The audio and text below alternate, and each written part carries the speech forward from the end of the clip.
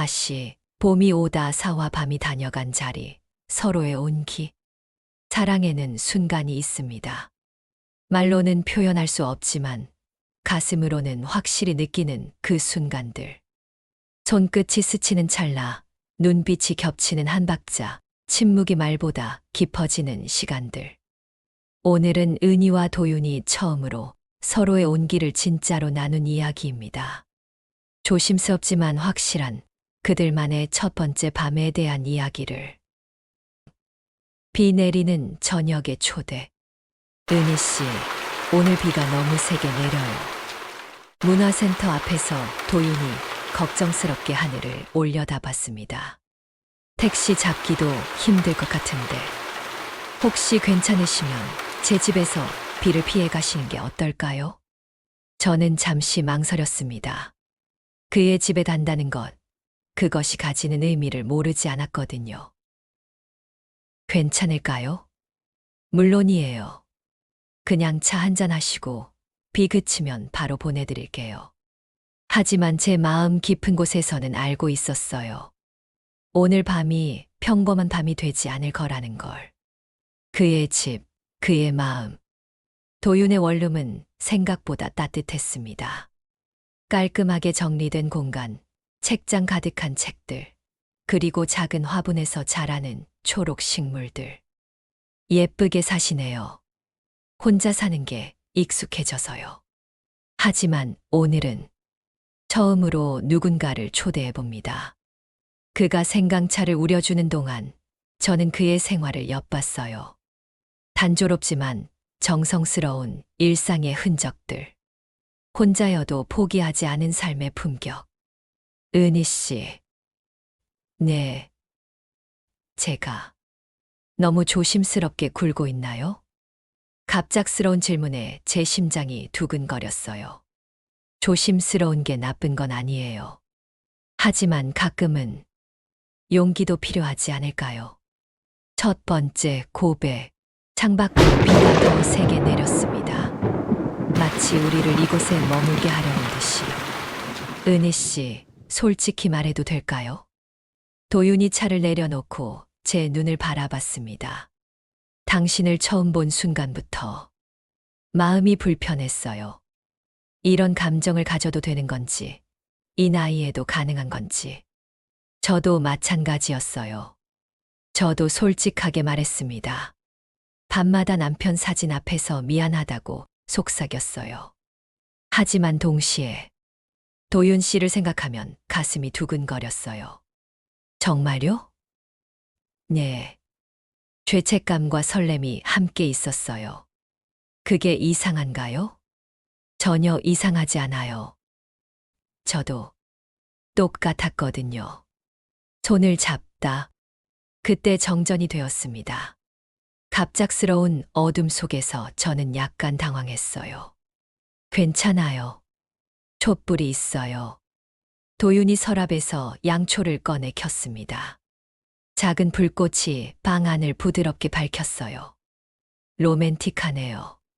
제가 농담처럼 말하자 그가 웃었습니다. 일부러 그런 건 아닌데 마음에 드시나요? 네. 이런 분위기도 나쁘지 않네요. 촛불 아래에서 우리는 더 가까이 앉게 되었어요. 그의 손이 탁자 위에 있었고 저는 용기를 내어 제 손을 그 위에 살짝 올려놓았습니다. 은희 씨, 무서워하지 말아요. 저도 무서워요. 함께 무서워해도 될까요? 네. 함께 무서워해요. 첫 번째 키스. 촛불이 깜빡거리는 동안 우리는 서로를 바라봤어요. 말이 필요 없는 순간이었습니다. 도윤 씨. 네. 키스. 해보고 싶어요. 제 말에 그의 눈이 커졌어요. 정말요? 네. 하지만 처음이에요. 남편 말고는. 저도 오랜만이에요.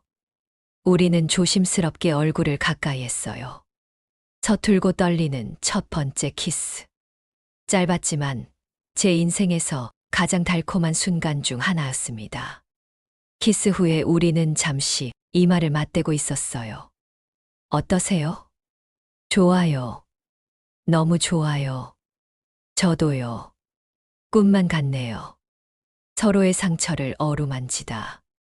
은희 씨, 남편분 이야기해 주세요. 갑자기 왜요? 숨기고 싶지 않아요. 당신의 모든 과거를 알고 싶어요. 저는 남편과의 추억들을 천천히 털어놓았어요. 행복했던 순간들, 아픈 이별의 기억까지. 미안해요. 이런 이야기하면. 아니에요. 고마워요. 그 사랑이 있었기에 지금의 은희 씨가 있는 거니까요. 도윤도 자신의 이혼 이야기를 해주었어요. 상처받은 마음, 혼자 견뎌온 외로운 시간들. 우리 참 많이 아팠네요. 네. 하지만 그 아픔이 우리를 만나게 해준 것 같아요. 밤이 깊어가며 비는 여전히 내리고 있었고 시계는 밤 11시를 가리키고 있었어요. 은희 씨, 이렇게 늦었는데 집에 가야죠. 하지만 비가 너무 많이 와요. 위험할 것 같아요. 저는 고민했어요. 여기 머물면 무슨 일이 일어날지 알 수 없었거든요. 만약에 제가 여기 머물면 아무 일도 일어나지 않아요. 약속해요. 정말요? 네. 당신이 원하지 않는 한은요. 같은 공간, 다른 마음. 결국 저는 그의 집에 머물기로 했어요. 도윤이 침실을 내주고 본인은 거실에서 자겠다고 했지만 저는 거실 소파를 택했습니다. 제가 거실에서 잘게요. 안 됩니다. 손님이 어떻게? 도윤 씨, 저는 손님이 아니에요. 그 말에 그가 멈칫했어요. 그럼 당신은 뭐죠? 글쎄요. 아직은 잘 모르겠지만 손님은 아닌 것 같아요. 밤늦게 각자의 자리에 누웠지만 잠은 오지 않았어요. 벽 하나를 사이에 두고 있다는 게 이상하게 더 가깝게 느껴졌습니다. 새벽의 고백, 새벽 3시쯤 저는 물을 마시러 일어났어요. 부엌에서 도윤과 마주쳤습니다. 잠 안 와요? 네. 은희 씨도요? 네. 너무 신기해서요. 뭐가요? 이렇게 누군가와 같은 공간에 있다는 게요. 우리는 부엌 테이블에 마주 앉았어요. 새벽의 고요 속에서 더 솔직한 대화를 나누었습니다. 은희 씨, 저는 당신을 사랑합니다. 갑작스러운 고백에 제 심장이 멈출 뻔했어요. 정말요? 네. 확실해요. 저도 도윤 씨를 사랑해요. 처음으로 입 밖에 낸 사랑한다는 말. 그 말이 새벽 공기 속에 살며시 퍼져나갔습니다. 아침에 약속. 아침이 밝았을 때 비는 그쳐 있었어요. 도윤이 간단한 아침을 준비해 주었습니다. 고마워요. 어젯밤 후회하세요? 아니요. 전혀요. 다행이에요. 저도 전혀 후회하지 않아요. 아침을 먹으며 우리는 앞으로의 이야기를 했어요. 이제 어떻게 해야 할까요? 천천히 가요. 우리에게는 시간이 있잖아요. 현우는 어떻게 말해야 할까요? 솔직하게 말해요. 엄마가 행복하다고. 집으로 돌아와서 저는 남편의 사진 앞에 섰어요. 여보, 미안해요. 하지만 행복해요. 사진 속 남편은 여전히 따뜻하게 웃고 있었어요. 마치 괜찮다, 행복해라라고 말하는 것 같았습니다. 그날 저녁 도윤에게서 문자가 왔어요. 어젯밤이 꿈이 아니었기를 바라요.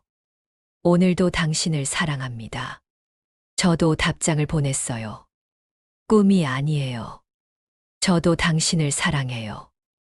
63세에 찾아온 새로운 사랑. 늦었지만 진짜였습니다.